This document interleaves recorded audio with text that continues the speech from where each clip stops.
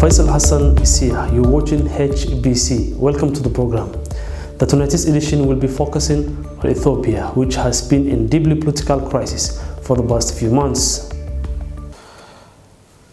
The US, which was once Ethiopia's closest ally, is now considering sanctions against top Ethiopian government officials and TPLF leaders if they fail to reach a consensus over the increasing conflicts in Ethiopia.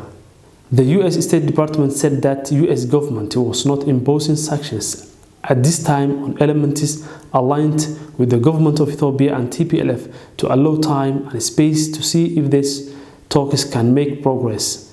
The State Department said that it will count diplomatic efforts by the AU High Representative Obasanjo and urge the government of Ethiopia and Tigray People's Liberation Front TPLF to seize the opportunity to negotiate a cessation of hostilities without preconditions and commit to unhindered humanitarian access.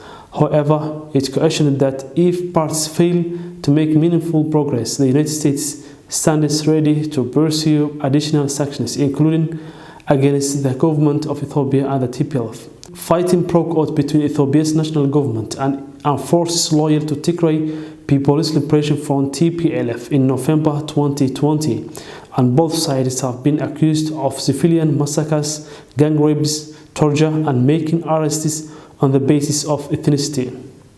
UN, on the other hand, said that Ethiopia's conflict may turn into a deadly civil war.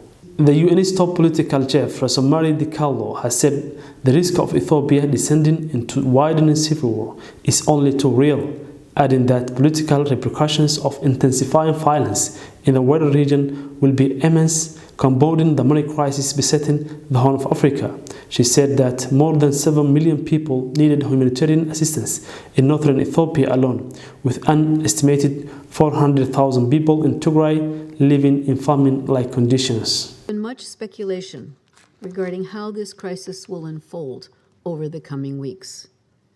In a country of over 110 million people, over 90 different ethnic groups, and 80 languages, no one can predict what continued fighting and insecurity will bring. But let me be clear. What is certain is that the risk of Ethiopia descending into a widening civil war is only too real. That would bring about a humanitarian catastrophe and consume the future of such an important country. The US Secretary of State, Antony Blinken, on Monday is visiting few countries, including Kenya and Senegal, to seek a lasting solution for the ongoing Ethiopian crisis. Blinken's 5-day visit to Africa comes as the US aims to boost an African Union-led initiative to end the fighting between the Ethiopian government and ethnic Tigrayans. Tensions in Ethiopia have escalated after reports of Ethiopian authorities detaining hundreds of Tigrayans, including some who are United Nations and African Union staff members, days after the government declared a state of emergency. I am very concerned about the potential for the Ethiopia to implode, Blinken said at the State Department on Friday. Blinken said that the US is working closely with African Union envoy, former Nigerian President Obasanjo, who is trying to help broker a ceasefire in the conflict.